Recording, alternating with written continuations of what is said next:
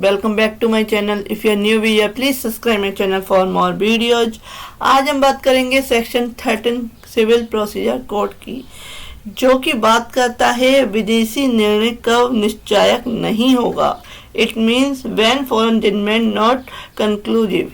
तो इसमें क्या है, फॉरेन जजमेंट क्या होते हैं, जो फॉरेन कोर्ट्स क्या है जो जजमेंट देती है किसी व्यक्ति के ऊपर, किसी व्यक्ति के खिलाफ, तो वह होता है फॉरेन जजमेंट, जिसपे कि जो सेंट्रल गवर्नमेंट है उसका कोई कंट्रोल नहीं होता और वह फॉरेन की कोर्ट्स होती है, वो क्या है एक जजमेंट देती है, एक केस में निर्णय देती है, तो उसे कहते हैं फॉरेन कोर्ट्स और उनका जजमेंट होता है.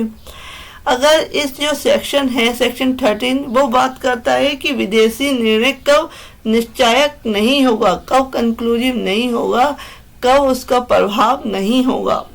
तो इस केस में बताया गया है कि विदेशी निर्णय उसके द्वारा उन्हीं पक्षकारों के बीच और उसी हक के लिए मुकदमा करने वाले ऐसे पक्षकारों के बीच जिसमें जो अधिकार और राइट्स जो मांग रहे हैं उसके अधीन में कोई दावा करते हैं, तो उस केस में जो निर्णय है सिर्फ कुछ कंडीशंस में है, वह निश्चायक नहीं होगा, कंक्लूसिव नहीं होगा. यानी कि जो जजमेंट है फॉरेन कोर्ट्स का, उसका जजमेंट अप्लाई नहीं होगा.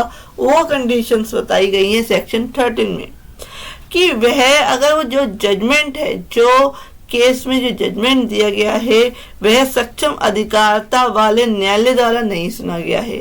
यानी कि where it has not been pronounced by a court of competent jurisdiction, जिसके बाद पूरी तरह से उस कोर्ट पे जुरिडिक्शन ही नहीं था, क्षेत्राधिकारी नहीं था, और उस कोर्ट ने क्या है उस जजमेंट को सुना है, उस केस को सुना है और उसमें जजमेंट दिया है, तो वह क्या है कंक्लूसिव नहीं होगा.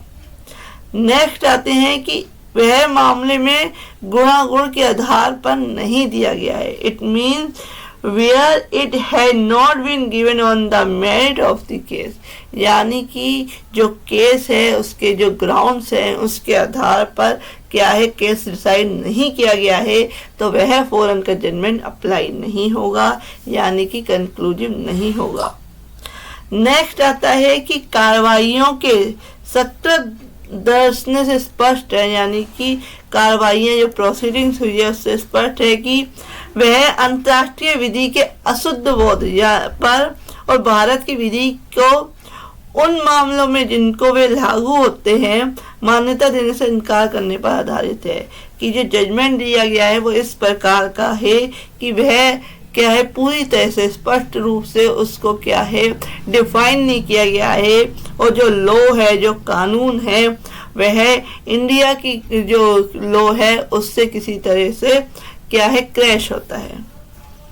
नेक्स्ट आते हैं कि वे कार्रवाइयाँ जिसमें वह निर्णय अभिप्राप्त किया गया था नैसर्गिक न्याय के विरुद्ध है.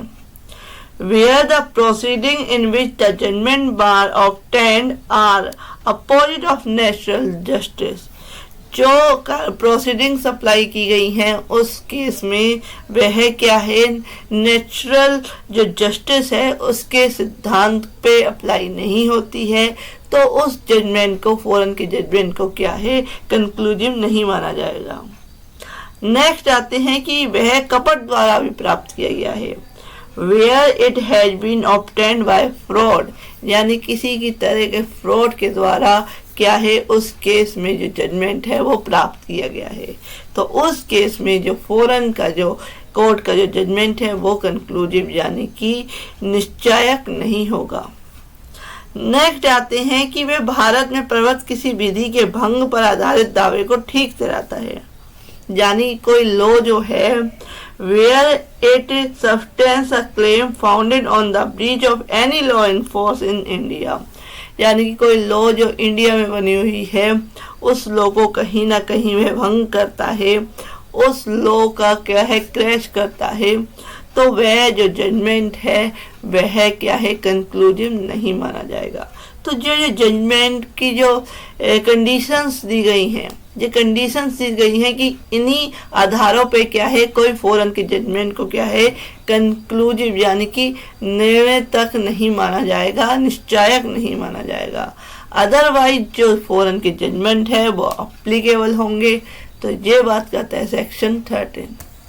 तो फ्रेंड, ऐसी वीडियो के लिए please subscribe my channel. Thank you for watching this video.